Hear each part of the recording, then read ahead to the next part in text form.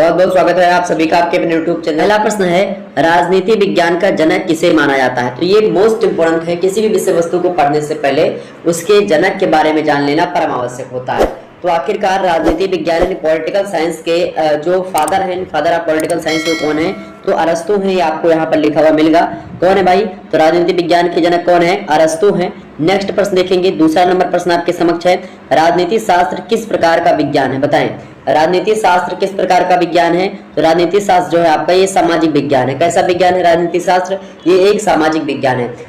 तीसरा प्रश्न आपके समक्ष है, किस विचारक ने राजनीति को विज्ञान की अपेक्षा कला अधिक माना है? अच्छा देखेंगे, विद्वान जो होते हैं खंडन मंडन की प्रक्रिया चलती रहती है। कुछ विद्वान तो विज्ञान पूर्ण रूप से कह दे रहे हैं और कुछ विज्ञान जो है उसको कला वर्ग का विषय मान रहे हैं। तो आपसे पूछा जा रहा है कि किस विचारक ने राजनीति विज्ञान को जो है विज्ञान की अपेक्षा, राजनीति को विज्ञान की अपेक्षा कला अधिक माना है? तो वो है बलंट सली। कौन है? बलंट सली महोदय राजनीति विज्ञान को विज्ञान कम मानते हैं, कला अधिक मानते हैं। आगे देखते हैं अगला प्रश्न। चौथा नंबर प्रश्न आपके समक्ष आ चुका है। चौथा नंबर प्रश्न है, परंपरागत राजनीति विज्ञान के अध्ययन के प्रमुख प्रतिमान कौन कौन से हैं? परंपरागत राजनीति विज्ञान के अध्ययन के प्रमुख प्रतिमान कौन कौन से हैं? तो भैया राजनीति परंपरागत रूप से राजनीति विज्ञान के मुख्य रूप से तीन प्रतिमान थे। तीन प्रतिमान कौन कौन से थे? पहला तो था आपका राज्य, ठीक है, दूसरा था कौन? आपका कानून, ओके, और तीसरा कौन सा था? संप्रभुता। अच्छा, अगला प्रश्न देखिए कि पांचवा नंबर प्रश्न आपके समक्ष आ चुका है। पांचवा नंबर प्रश्न है, राजनीति विज्ञान की परंपरागत परिभाषा कब तक प्रभावी रूप से प्रचलित थी? तो 1940 तक जो थी, जो राजनीति विज्ञान की प्रचलित रूप से परिभाषा थी 1940 तक। ये क्या? नेक्स्ट प्रश्न, राजनीति शास्त्र के विषय में गार्नर बड़े फेमस जो है पॉलिटिकल शास्त्री हैं, यानी कि पॉलिटिकल जो है साइंटिस्ट हैं, यानी कि जो है राजनीति विद्ता है। और कहने का मतलब ये है कि गार्नर महोदय का एक कथन है कि राजनीति का प्रारंभ हुआ अंत राज्य से ही होता है और राज्य को एक प्रकार से पूर्ण रूप से केंद्रित करके इन्होंने राजनीति की परिभाषा दी। किसने? गार्नर महोदय ने। प्रश्न है, प्लेटो ने किस अध्ययन पद्धति का प्रयोग किया था? प्लेटो ने किस अध्ययन पद्धति का प्रयोग किया था भैया? तो प्लेटो ने दार्शनिक अध्ययन पद्धति का प्रयोग, चूंकि प्लेटो क्या था? दार्शनिक ही था एक, ओके, तो इसने दार्शनिक अध्ययन पद्धति का प्रयोग किया था। नेक्स्ट प्रश्न आपके समक्ष है, वैज्ञानिक अध्ययन पद्धति। अच्छा, यह अध्ययन पद्धति मतलब कि राजनीति विज्ञान को अध्ययन करने की जिस पद्धति का प्रयोग जो है ग्राहम बेलास ने किया उसको मनोवैज्ञानिक अध्ययन पद्धति बोला जाता है। जिस जो है पद्धति का प्रयोग प्लेटो ने किया उसको एक प्रकार से दार्शनिक अध्ययन पद्धति बोला जाता है। तो यही आपसे है, यानी कि प्लेटो ने राजनीति शास्त्र को पढ़ने में किस मतलब कि किस विधि का प्रयोग किया? तो दार्शनिक अध्ययन पद्धति का प्रयोग किया। मनोवैज्ञानिक अध्ययन पद्धति का प्रयोग करने वाले विद्वान कौन है? ग्राहम बेलास है, ओके, ये बात ध्यान रखेंगे। और मनोवैज्ञानिक अध्ययन पद्धति के जनक भी यही है, कौन? ग्राहम बेलास, ओके, मतलब ग्राहम बेलास। अगला प्रश्न देखेंगे, उत्तर व्यवहारवाद के जन्मदाता कौन है? मोस्ट इंपोर्टेंट प्रश्न है, उत्तर व्यवहारवाद के जन्मदाता कौन है भाई? उत्तर व्यवहारवाद के जन्मदाता है डेविड ईस्टन। कौन है? डेविड ईस्टन जो है ये उत्तर व्यवहारवाद के जन्मदाता हैं, ओके। ये सब ओरली चीज है तो इसको समझाने की आवश्यकता नहीं है आपको। 10वां प्रश्न है, वैज्ञानिक अध्ययन पद्धति के निर्माता कौन थे? तो अरस्तु थे। वैज्ञानिक अध्ययन पद्धति जो है इसके निर्माता कौन है भाई? अरस्तु है। नेक्स्ट प्रश्न आपके समक्ष है, कौटिल्य की किस पुस्तक, मतलब कौटिल्य ने किस पुस्तक की रचना की है? तो कौटिल्य ने अर्थशास्त्र की रचना की। आगे देखिए 12 नंबर प्रश्न आपके समक्ष क्या दिया हुआ है, राजनीति में भूगोल के प्रभाव को सबसे पहले किसने बताया था? तो राजनीति विज्ञान में कहा था कि भूगोल का भी प्रभाव राजनीति शास्त्र में पड़ता है, राजनीति में भूगोल का प्रभाव भी बताया, मतलब कि होता है। तो इसको बताया था बोंदा ने। किसने बताया था? बोंदा। आगे देखिए अगला प्रश्न आपके समझ दिया हो, 13वां नंबर प्रश्न है कि राजनीति की जड़ मनोविज्ञान में निहित है। राजनीति की जड़ मनोविज्ञान में निहित है, किसने कहा था? लॉर्ड ब्राइस ने कहा था। मोस्ट इंपोर्टेंट कथन है, याद रख लीजिएगा इसको। अगला प्रश्न 14वां नंबर प्रश्न आपके समक्ष है कि राजनीति शास्त्र और नीति शास्त्र में गहरा संबंध किसने बताया? राजनीति शास्त्र और नीति शास्त्र में गहरा संबंध बताया था डॉक्टर आशीर्वादन ने। डॉक्टर आशीर्वादन ने राजनीति शास्त्र और नीति शास्त्र में बड़ा गहरा संबंध बताया था कि बहुत ज्यादा इंटररिलेशनशिप है पॉलिटिकल साइंस और जो है मोरल साइंस में, ओके। नेक्स्ट प्रश्न आप देखेंगे 15 नंबर प्रश्न कि किस विद्वान ने राज्य को प्राकृतिक बताया है? किस विद्वान ने राजनीति को प्राकृतिक बताया है? तो अरस्तु जो है ये राजनीति विज्ञान को क्या मतलब राज्य को प्राकृतिक संस्था मानते हैं, प्राकृतिक मानते हैं। तो जल्द ही आगे देखते हैं अगला प्रश्न, तो किस विद्वान ने राज्य को प्राकृतिक बताया? तो अरस्तु ने बताया था। 16वां नंबर प्रश्न आपके समक्ष है, किसी एक राज्य का नाम बताओ। किसी एक राज्य का नाम बताओ भाई। तो भारत के बारे में अगर पूछे तो आप उत्तर प्रदेश यही सब बता सकते हो। अगर देखिए 17 नंबर प्रश्न क्या है कि भारत राज्य कब बना। देखिए अब भारत भी एक राज्य ही है ना, यहाँ पर राज्य थोड़ा सा गड़बड़ हो गया, उसको देख लीजिएगा, वहां पर भारत लिख लीजिएगा कि निम्न से कौन, मतलब कि कोई भारत का नाम बताइए तो बता देंगे भारत, या फिर अमेरिका, रूस, जापान, ठीक है ये सब। देखिए भारत राज्य कब बना, तो 15 अगस्त 1947 को जब भारत आज़ाद हुआ तभी भारत का गठन मान लिया जाता है कि पूर्ण रूप से जो स्वतंत्र भारत है इसका निर्माण होता है। ओके, अगला प्रश्न देखेंगे 18 नंबर प्रश्न है, राज्य का सबसे आवश्यक तत्व कौन सा है। राज्य का सबसे आवश्यक तत्व है सॉवरेनिटी यानी संप्रभुता। यानी अगला प्रश्न 19 नंबर, किस क्रांति के दैवीय सिद्धांत का पतन हुआ। किस क्रांति के दैवीय सिद्धांत का पतन हुआ, तो शक्ति सिद्धांत के दैवीय सिद्धांत का पतन हुआ। अगला प्रश्न देखिएगा 20 नंबर प्रश्न है, लोकप्रिय संप्रभुता के सिद्धांत का प्रतिपादन किसने किया। लोकप्रिय संप्रभुता जो थी उसका सिद्धांत का प्रतिपादन किसने किया, तो रूसो ने किया था। लोकप्रिय संप्रभुता का प्रतिपादन किसने किया, रूसो ने किया था। अगला प्रश्न देखिएगा 21 नंबर प्रश्न है, राज्य परिवार का विस्तृत रूप है यानी बड़ा रूप होता है। राज्य जो होता है परिवार की भांति होता है, तो राज्य का ही एक प्रकार से राज्य क्या है, परिवार का एक विस्तृत रूप है, बड़ा रूप है। यह किस दार्शनिक का विचार है, मोस्ट इंपोर्टेंट कथन है, तो राज्य परिवार का विस्तृत रूप है, या अरस्तु ने कहा था, ये भी ध्यान रखिएगा, मोस्ट इंपोर्टेंट कोटेशन है, एग्जाम में जरूर आता है। 22 नंबर प्रश्न देखिएगा, सीमित राजतंत्र का समर्थन किसने किया, तो जॉन लॉक जो थे उन्होंने सीमित राजतंत्र का समर्थन किया, यानी कि सीमित राजतंत्र हो लेकिन राजतंत्र हो उसका समर्थन किया। अगला प्रश्न आपके समक्ष है, जॉन लॉक कहाँ का दार्शनिक था भाई, जॉन लॉक जो थे इंग्लैंड के थे। कहाँ के थे, इंग्लैंड के थे। अगला प्रश्न देखिएगा आपके समक्ष 24 नंबर प्रश्न है, 20वीं सदी के प्रसिद्ध नकारात्मक उदारवादी विचारक कौन है, बताएं। 20वीं सदी के प्रसिद्ध नकारात्मक उदारवादी जो विचारक हैं वो कौन है भाई, तो सार्ट एवं नोजिक जो हैं ये 20वीं शताब्दी के प्रसिद्ध नकारात्मक उदारवादी विचारक माने जाते हैं। नकारात्मक उदारवादी विचारक सार्ट एवं नोजिक। ओके, मोस्ट इंपोर्टेंट है, चीजें ध्यान रखिएगा, एग्जाम में आते रहते हैं प्रश्न। अगला प्रश्न है, अति लघु टाइप के प्रश्नों में पूछ ले जाएंगे आपसे ऐसे प्रश्न। अगला प्रश्न क्या है, सरकार व्यक्ति की अपूर्णता का चिन्ह है। मोस्ट इंपोर्टेंट कथन है, कथन क्या है, सरकार व्यक्ति का या सरकार व्यक्ति की अपूर्णता का चिन्ह है। सरकार जो होता है व्यक्ति की अपूर्णता का एक प्रकार से चिन्ह होता है। यह कथन किसने कहा था, यह कथन फ्रीमैन ने कहा था। फ्रीमैन है। उदारवाद का मुख्य प्रतिपादक कौन है, उदारवाद का मुख्य प्रतिपादक कौन है भैया, तो जॉन लॉक जो है ये उदारवाद के प्रतिपादक है। आगे देखते हैं अगला प्रश्न आपके समझ 27 नंबर प्रश्न है, व्यक्तिवादी विचारधारा किस शताब्दी की देन है। व्यक्तिवादी विचारधारा किस शताब्दी के देन है भैया, तो 18वीं शताब्दी के देन है व्यक्तिवादी विचारधारा। 18वीं शताब्दी के देन है क्या, व्यक्तिवादी विचारधारा। Okay okay. 28 नंबर प्रश्न, स्वतंत्रता जो है अति शासन की विरोधी है, यह कथन किसका है, यह कथन सीले का है। किसका है। 29 नंबर प्रश्न, स्वतंत्रता के तत्व कितने हैं। स्वतंत्रता के मुख्य रूप से दो तत्व आपके सामने, एक न्यूनतम प्रतिबंध और एक व्यक्तित्व विकास हेतु सुविधाएं। ये दो तत्व आपके समक्ष आते हैं, आप लिख दीजिएगा बड़े आसानी से। अगला प्रश्न, स्वतंत्रता के दो प्रकार हैं, एक प्राकृतिक स्वतंत्रता और एक नागरिक स्वतंत्रता। ये दो प्रकार की स्वतंत्रताएं होती हैं। तो प्राकृतिक स्वतंत्रता तो आपको बचपन से मिलती है। नागरिक स्वतंत्रता जब आप किसी देश की नागरिकता ग्रहण करते हैं तो उस देश के संविधान के द्वारा जो आपको एक प्रकार से स्वतंत्रता दी जाती है वो। ओके। अगला प्रश्न देखिएगा 31 नंबर प्रश्न है, समानता के दो रूप बताइए। समानता के दो रूप कौन कौन से, तो प्राकृतिक समानता और सामाजिक समानता। तो जो समाज में होने वाली सामाजिक समानता है वो सामाजिक समानता, जो प्रकृति के हिसाब से सभी व्यक्ति समान है, सभी प्राणी समान है। ओके। अगला प्रश्न 32 नंबर, अन्याय न्याय से अच्छा है, यह किसका कथन है। तो अन्याय न्याय से अच्छा यह कथन कहा था थैसरी मेकस ने। किसने कहा था, थैसरी मेकस ने कहा था कि अन्याय जो होता है वो न्याय से अच्छा होता है, ये बात कहा था। अगला प्रश्न देखेंगे, रिपब्लिक पुस्तक के लेखक कौन है भैया, तो प्लेटो है। मोस्ट इंपोर्टेंट पुस्तक है रिपब्लिक। ओके। रिपब्लिक में बहुत ज्यादा चीजें मिली हुई हैं, तो पॉलिटिकल साइंस में तो प्लेटो पुस्तक मतलब कि प्लेटो की रचना कौन सी भाई, सबसे फेमस रिपब्लिक। 34 नंबर प्रश्न, प्लेटो ने आत्मा के कितने गुण बताए हैं, तो प्लेटो ने आत्मा के मुख्य रूप से 3 गुण बताए हैं। पहली बुद्धिमत्ता, दूसरी शक्ति और तीसरी आनंद। ओके। ये 3 जो होते हैं आत्मा के गुण होते हैं। पहली क्या, इंटेलिजेंस यानी बुद्धिमत्ता, दूसरी क्या, शक्ति यानी कि पावर, तीसरी क्या यानी कि जो है प्लेजर यानी कि आनंद। ओके। तो ये 3 गुण बताए किसने, प्लेटो ने आत्मा के। ओके, ये बात ध्यान रखेंगे। अगला प्रश्न देखिएगा 35 नंबर प्रश्न आपके समक्ष आ चुका है। 35 नंबर प्रश्न देखेंगे सभी लोग, जो है रिटोरिक्स ग्रंथ जो है, रिटोरिक्स ग्रंथ ये किसने लिखा है। ओके। रिटोरिक्स ग्रंथ लिखने वाले व्यक्ति हैं कौन, अरस्तु। नेक्स्ट प्रश्न देखेंगे, मॉडर्न पॉलिटिकल जो है एनालाइट्स पुस्तक जो है इसके लेखक कौन है? तो प्रोफेसर डहेल जो है इस पुस्तक के लेखक, किस पुस्तक के?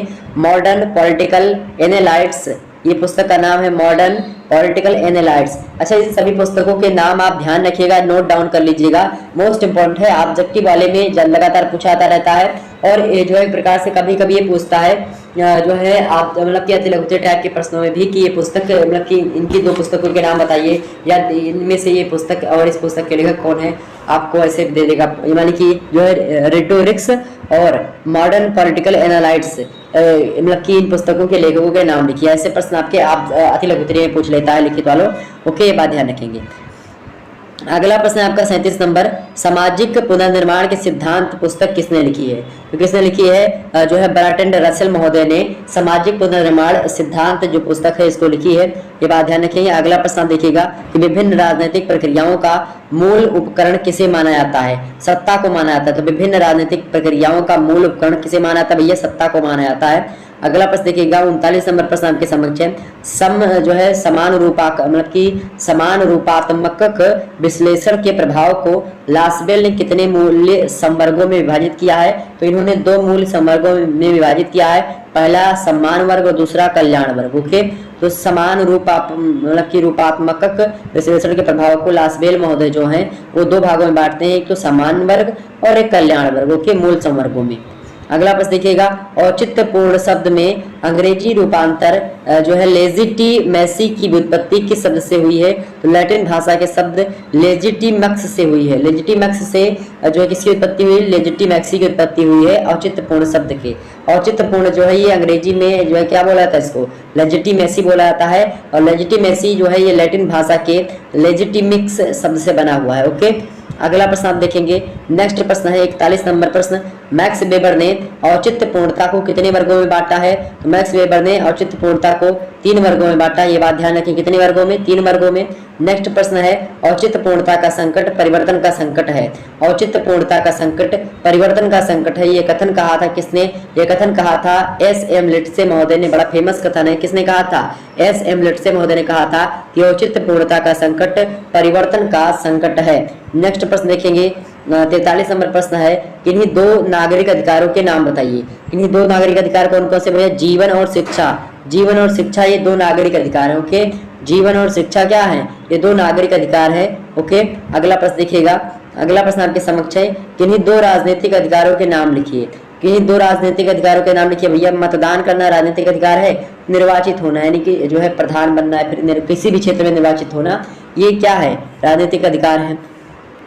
45 नंबर प्रश्न देखेंगे, अधिकारों के वैधानिक सिद्धांत के दो प्रतिपादकों के नाम लिखिए। अधिकारों के वैधानिक सिद्धांत के दो प्रतिपादकों के नाम लिखिए। तो पहले तो है आपके बेंथम और दूसरे हैं ऑस्टिन। ये अधिकारों के वैधानिक सिद्धांत के प्रतिपादकों में इनका नाम आता है बेंथम, जर्मी बेंथम और ऑस्टिन का। अगला प्रश्न 46 नंबर प्रश्न देखेंगे, अधिकारों के सामाजिक कल्याण के सिद्धांत के दो प्रतिपादकों के नाम बताइए। बताएं, अधिकारों के सामाजिक कल्याण के सिद्धांत के दो प्रतिपादक कौन कौन से हैं? तो एक बेंथम है और एक जे.एस. मिल है। तो अधिकारों के सामाजिक कल्याण के सिद्धांत में भी बेंथम का नाम जुड़ा हुआ है और जे.एस. मिल तो है ये है। ओके, ये बात ध्यान रखेंगे। अगला प्रश्न देखिएगा, बेंथम और जे.एस. मिल जो है गुरु चेले हैं आपस में। अगला प्रश्न है, अधिकारों का सर्वोत्तम सिद्धांत कौन सा है? अधिकारों का सर्वोत्तम सिद्धांत कौन सा भैया? आदर्शवादी जो सिद्धांत है, यह अधिकारों का एक प्रकार से सर्वोत्तम सिद्धांत, सबसे अच्छा सिद्धांत आदर्शवादी सिद्धांत ही माना जाता है। 48 नंबर प्रश्न देखेंगे आप सभी लोग। 48 नंबर प्रश्न है कि सिविल कल्चर पुस्तक के लेखक कौन है? सिविल कल्चर पुस्तक के लेखक कौन है? आमंड एवं बर्बा महोदय, इन दोनों ने मिलकर के इस पुस्तक को एक प्रकार से लेखन में सहायता मतलब कि एक प्रकार से सहयोग किया है इस पुस्तक को लिखने में। सिविल कल्चर पुस्तक के लेखक कौन है? आमंड व बर्बा। ओके, 49 नंबर प्रश्न देखिएगा, राजनीतिक संस्कृति की कोई एक विशेषता बताइए। राजनीतिक संस्कृति की कोई एक विशेषता बताइए भैया। राजनीतिक संस्कृति में समानताएं एवं असमानताएं दोनों होती है, एक विशेषता है इसकी। ओके, राजनीतिक संस्कृति में समानता भी होती है और असमानता यानी कि विषमता भी होती है। ओके, 50 नंबर प्रश्न देखेंगे, राजनीतिक संस्कृति के दो तथ्य हैं। राजनीतिक संस्कृति के दो तथ्य कौन कौन से? पहला होता है पदानुक्रम, कि इसमें पदानुक्रम होता है, एक हिसाब से एक अनुक्रम के हिसाब से पद मिलता है, या पद के हिसाब से एक प्रकार से फिक्स होता है कि हाँ कौन किस पद पर रहेगा, और संबंध भी स्थापित होते हैं उन पदों में। तो एक प्रकार से राजनीतिक संस्कृति के दो तथ्य हैं मोस्ट इंपोर्टेंट। 51 नंबर प्रश्न देखेंगे, जो है सर्वांग समता के मानक कितने होते हैं? सर्वांग समता के 3 मानक होते हैं। पहला होता है निष्ठा, दूसरी होता है उदासीनता और तीसरा होता है अलगाव। ये 3 मानक होते हैं किसके? सर्वांग समता के। ओके, नेक्स्ट प्रश्न देखिएगा, 52 नंबर प्रश्न आपके समक्ष दिया हुआ स्क्रीन पर विजुअल हो पा रहा होगा, सभी लोग देखिए, बड़े ध्यान से देखने का प्रयास करेंगे। प्रश्न क्या दिया हुआ है? प्रश्न दिया हुआ है कि राजनीतिक संस्कृति की 2 सीमाएं बताइए। प्रश्न क्या दिया हुआ है? राजनीतिक संस्कृति की 2 सीमाएं बताइए। मोस्ट इंपोर्टेंट जो है ये प्रश्न आपके समक्ष आ चुका है। राजनीतिक संस्कृति की 2 सीमाएं बताइए। तो राजनीतिक जो है नवीनता का अभाव, ये पहली सीमा है एक प्रकार से राजनीतिक संस्कृति की। दूसरी सीमा कौन सी? व्यर्थ। ओके, अगला प्रश्न देखिएगा, 53 नंबर प्रश्न है, कुलीन तंत्र में शासन सूत्र किसके हाथों में रहता है? तो कुलीन तंत्र में शासन सूत्र जो होता है ये कुलीन वर्गों के हाथों में रहता है। ओके, अगला प्रश्न है, राजनीतिक सहभागिता का कोई एक साधन बताइए। राजनीतिक सहभागिता का एक साधन कौन सा है? आपका चुनावों का महत्व जो होता है राजनीतिक सहभागिता का एक साधन माना जा सकता है। अगला प्रश्न है, असहभागिता का एक कारण बताइए। उपयुक्त चयन का अभाव। उपयुक्त चयन का अभाव जब हो जाएगा, आप कोई चीज सही तरीके से चुन नहीं पाओगे, तो असहभागिता जाहिर सी बात है उत्पन्न होगी। अगला प्रश्न 56 नंबर, राजनीतिक विकास की धारणा किससे जुड़ी हुई है? राजनीतिक विकास की धारणा किससे जुड़ी हुई है? आर्थिक विकास से जुड़ी हुई है राजनीतिक विकास की धारणा। ओके, अगला प्रश्न देखिएगा, 57 नंबर प्रश्न आपके समक्ष आ चुका है। 57 नंबर प्रश्न देखने का प्रयास करेंगे, राजनीतिक विकास की एक विशेषता बताइए। राजनीतिक विकास की एक विशेषता बताइए भैया।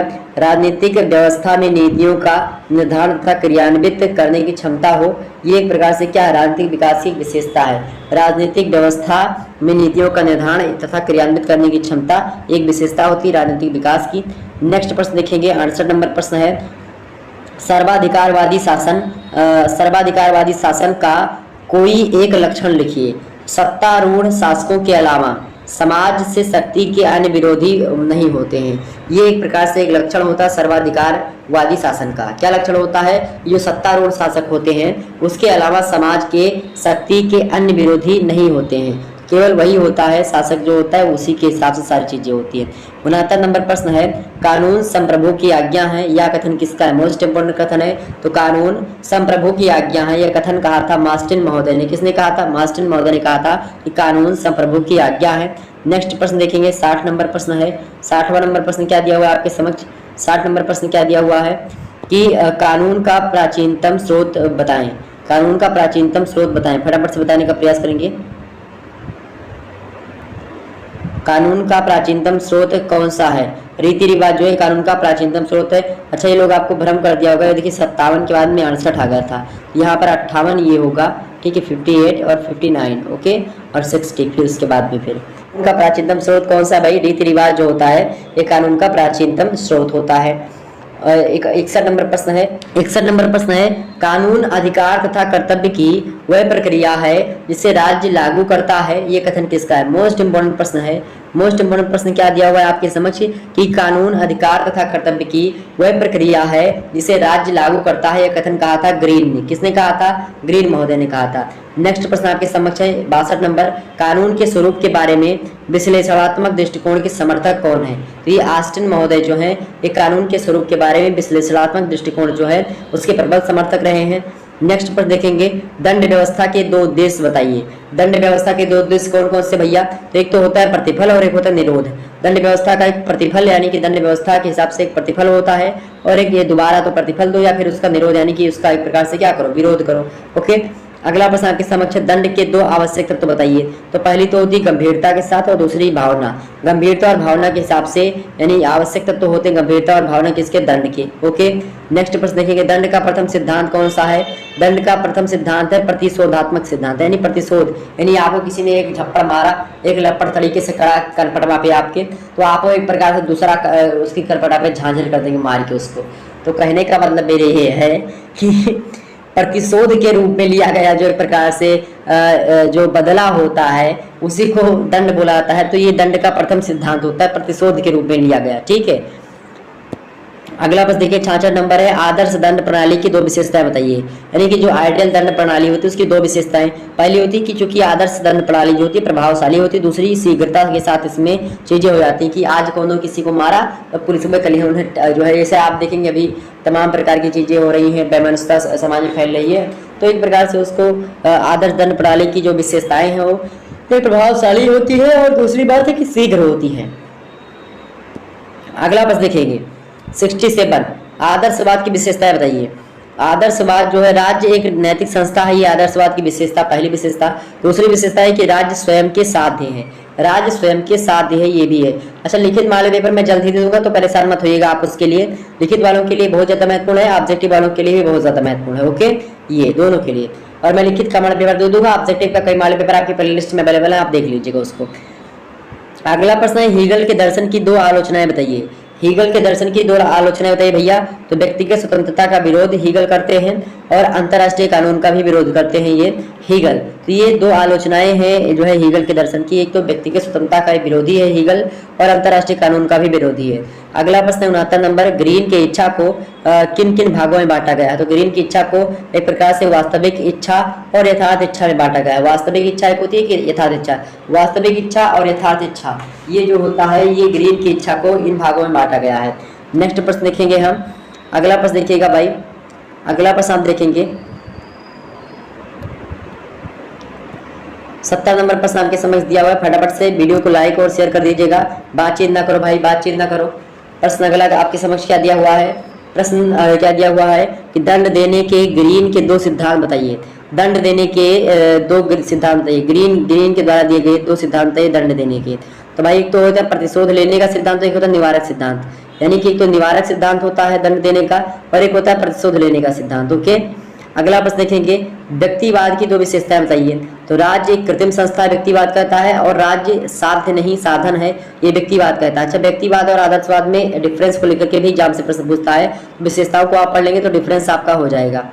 अगला प्रश्न आपके समक्ष है 72 नंबर, व्यक्तिवादियों के अनुसार राज्य के दो कार्य कौन कौन से हैं। तो एक तो होता है कि राज्य के संपत्ति की रक्षा करना राज्य का कार्य होता है, और एक बाह्य आक्रमण से रक्षा करना ये राज्य के कार्य होते हैं, व्यक्तिवादी कहते हैं। अगला प्रश्न है, व्यक्तिवादी जो होता है, व्यक्तिवाद की अपेक्षा मतलब व्यक्तिवाद की आलोचनाएं लिखिए। व्यक्तिवाद की दो आलोचनाएं लिखिए। तो राज्य अभिशाप नहीं है, पहली भी आलोचना इसकी, और नियंत्रणों का अभाव स्वतंत्रता नहीं है, ये भी एक प्रकार से व्यक्तिवाद की ही आलोचना हुई। अगला प्रश्न देखिएगा 74 नंबर प्रश्न है, आधुनिक व्यक्तिवाद की दो विशेषताएं बताइए। आधुनिक व्यक्तिवाद की दो विशेषताएं कौन कौन सी। एक तो बुद्धिवाद विरोधी होता है व्यक्तिवाद, और मतलब कि आधुनिक व्यक्तिवाद, और समूह के व्यक्तित्व में विश्वास रखता है, समूह के व्यक्तित्व में विश्वास रखता है, बुद्धिवाद का विरोधी होता है आधुनिक जो व्यक्तिवाद है। ओके, नेक्स्ट प्रश्न देखेंगे, आधुनिक व्यक्तिवाद के दो समर्थकों के नाम बताइए। तो ग्राहम बलास और मिस फालेट, ये दो लोग जो हैं ये आधुनिक व्यक्तिवाद के प्रबल समर्थक माने जाते हैं।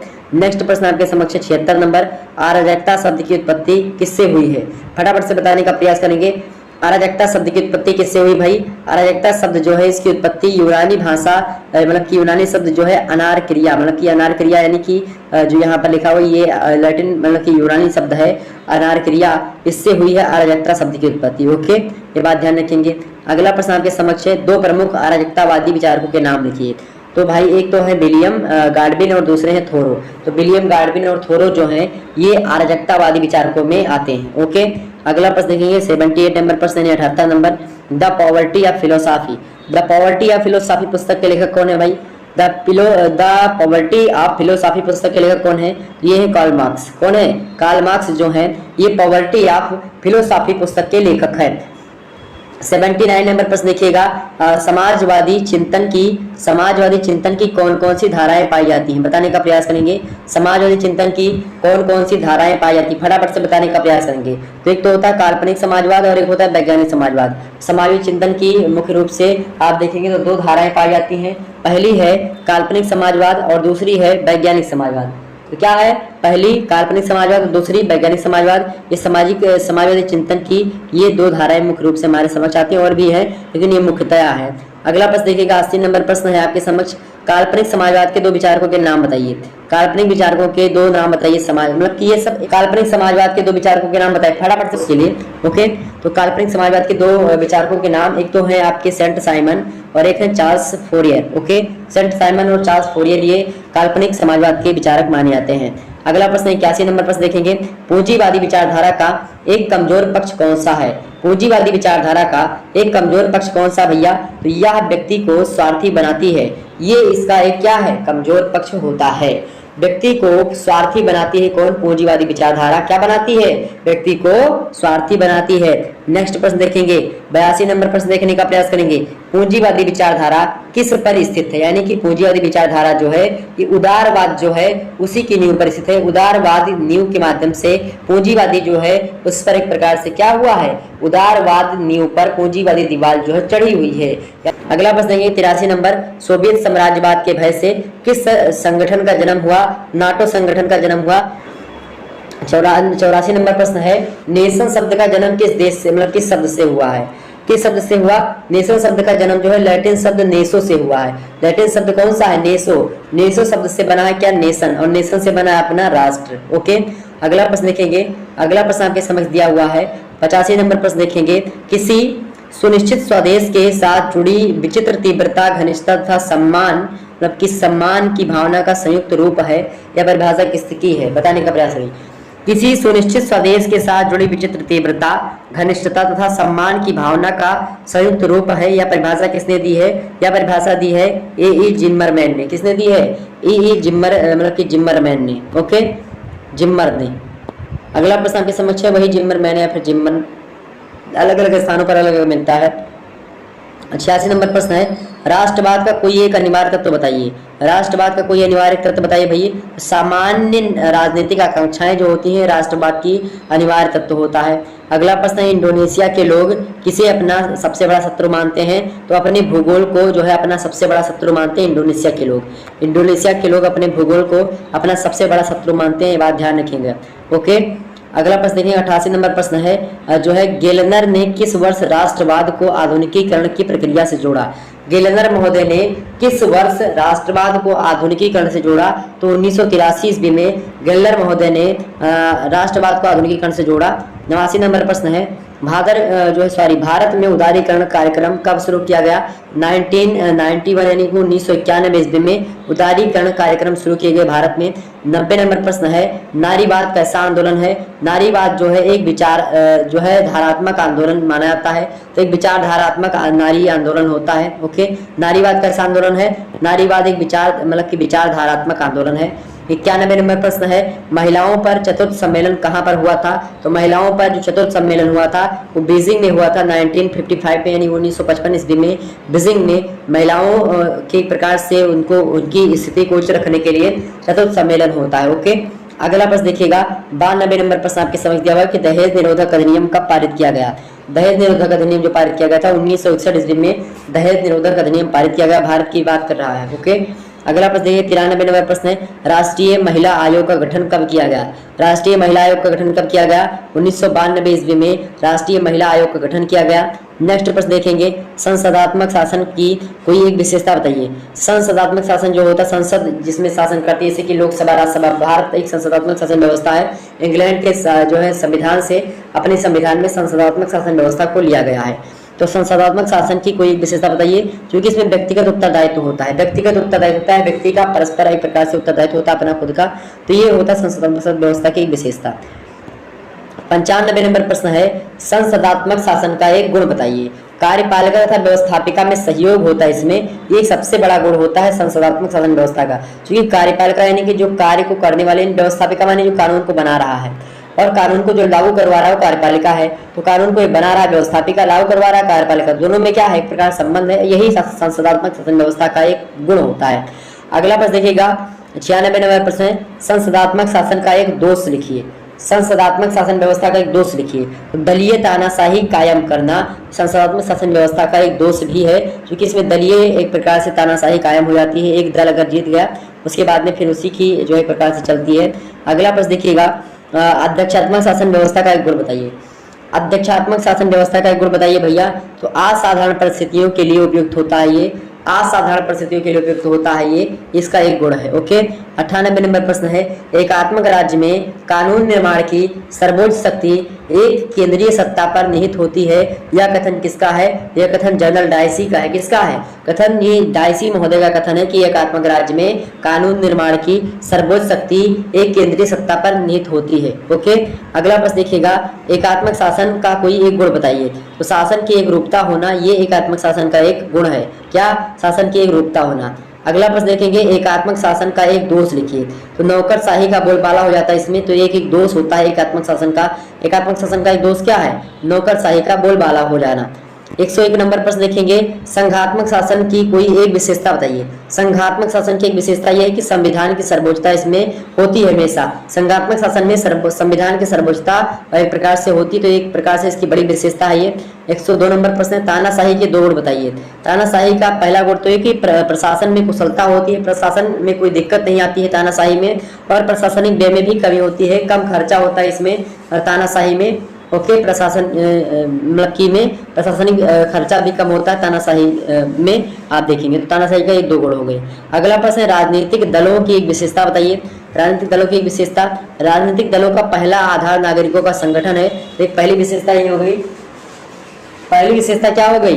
राजनीतिक दलों की एक विशेषता क्या है कि ये जो है राजनीतिक दलों का पहला आधार क्या होता है? राजनीतिक नागरिकों का संगठन जो होता है यही होता है। अगला प्रश्न है, राजनीतिक दलों के प्रकार बताइए।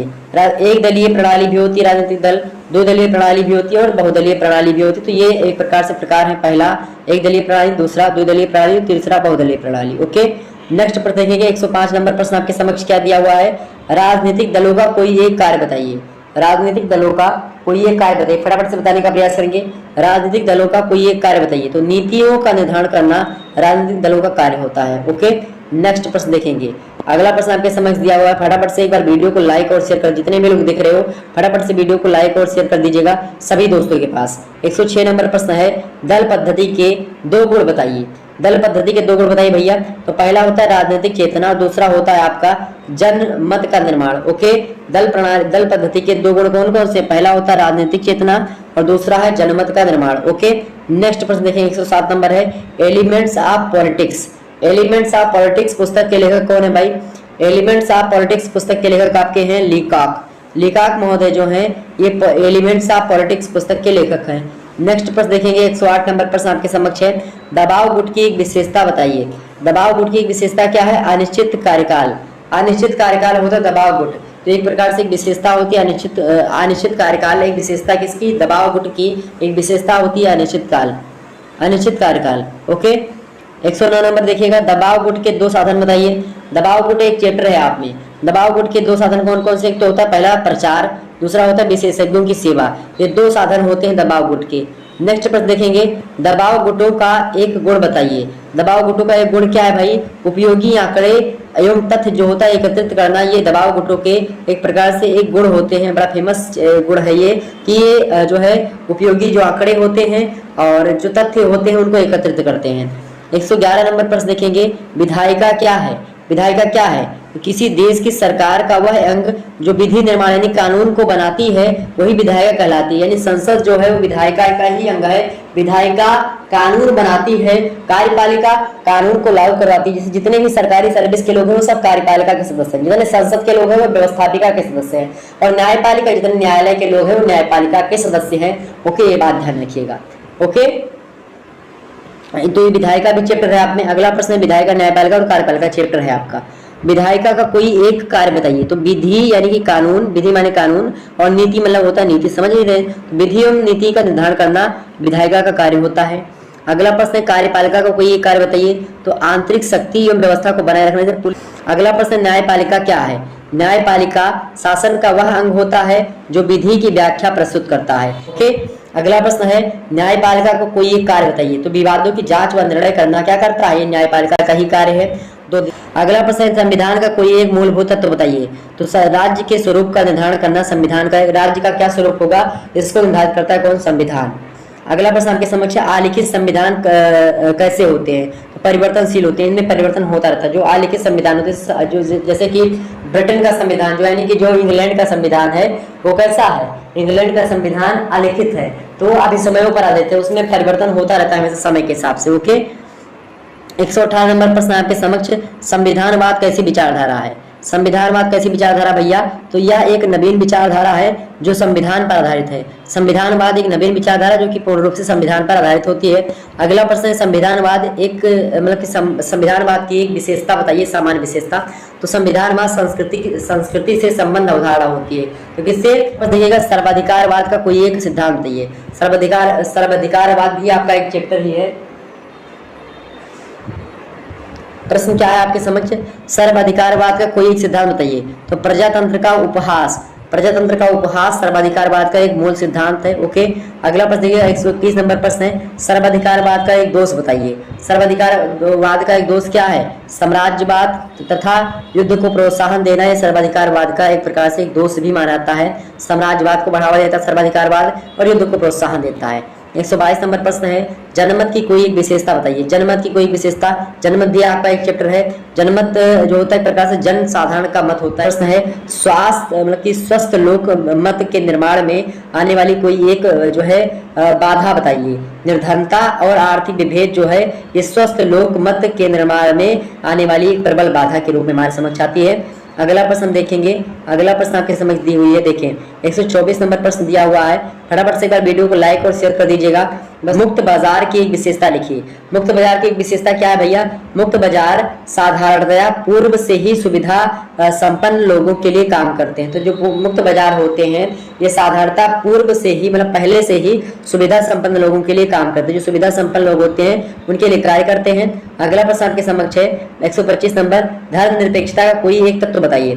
धर्मनिरपेक्षता का कोई तत्व क्या है? धर्म की स्वतंत्रता जो होती है। बस देखेंगे भारत में धर्मनिरपेक्षीकरण का कोई एक क्षेत्र लिखिए। तो पवित्रता और जो है अपवित्रता, ये जो है धर्मनिरपेक्षीकरण की ये एक क्षेत्र होता है, पवित्रता और अपवित्रता। ओके, अगला प्रश्न देखेंगे, धर्मनिरपेक्षता राज्य की एक विशेषता बताइए।